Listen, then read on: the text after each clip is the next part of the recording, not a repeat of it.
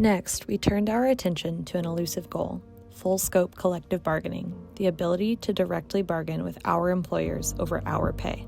To that point, the only way to get raises was through what we called collective begging, submitting economic requests directly to the legislature, which could ignore or change our proposals as they saw fit.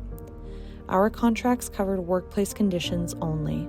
Delegates to our 1988 convention unanimously voted to pursue full-scope collective bargaining, and every convention thereafter renewed the commitment as numerous bills fizzled out in the legislature or met unsympathetic governors. The matter came to a head in 2001 when our luck with collective begging ran out.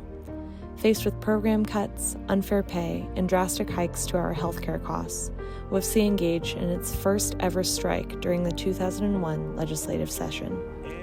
While Washington public workers have no legal right to strike, there is also no law establishing penalties for striking. If the strike threatens public safety, Washington's Attorney General can declare it illegal and attempt to stop it through an injunction. So, we opted to engage in a rolling strike, hitting specific targets with one-day work stoppages to protect the public and reduce the likelihood of an injunction. At 24/7 institutions and critical care facilities, skeleton crews remained on the job to provide vital services like feeding, bathing, and clothing, and those on the picket line carried pagers or walkie-talkies so they could be called back inside if an emergency arose. The first day of the strike, April 18th, 5 work sites struck, including Department of Agriculture grain elevators adjacent ports in Vancouver, Kalama, and Tacoma, where dock workers represented by ILWU refused to cross our picket lines. Day 2 focused on state institutions and included 13 work stoppages. Day 3 included 24 actions with a focus on higher education, a general strike at the state capitol, and a 5-mile march ending at the Capitol. On Day 4, we rallied with union siblings from the wider world of organized labor in AFSCME President McEntee on the Capitol lawn. Despite a successful first week, the legislature failed to come to an agreement on a final budget at the end of the legislative session on April 22nd. Settling in for a long strike, we began knocking on doors in the districts of key legislators before the legislature reconvened for a special session in May.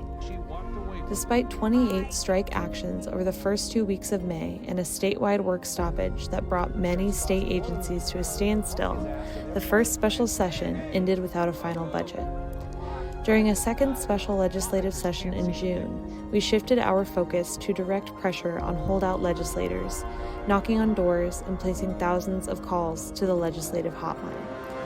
Finally, the House met our demands: a fair pay raise, a reduction in healthcare costs, and other improvements. WFSE members packed the galleries during a Senate vote, and the budget passed.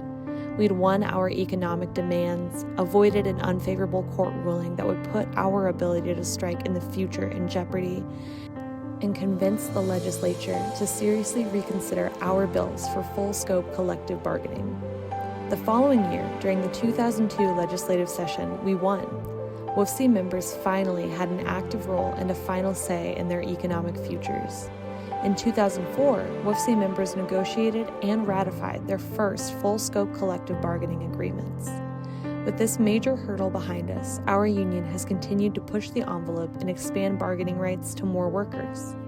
Though our progress has been threatened in recent years by coordinated attacks on working people's rights to join together in strong unions, including the 2018 billionaire bankrolled Janus v. AFSCME U.S. Supreme Court decision, Washington's public workers have continued to empower themselves with a collective bargaining agreement through WFSE. Assistant Attorneys General, environmental workers at the King and Thurston County Conservation Districts, administrative law judges, professional staff at the Office of the Attorney General and the Pierce County Prosecuting Attorney's Office, L&I interpreters, advisors at South Puget Sound Community College, and staff at the Office of Deaf and Hard of Hearing have all said, "Union, yes."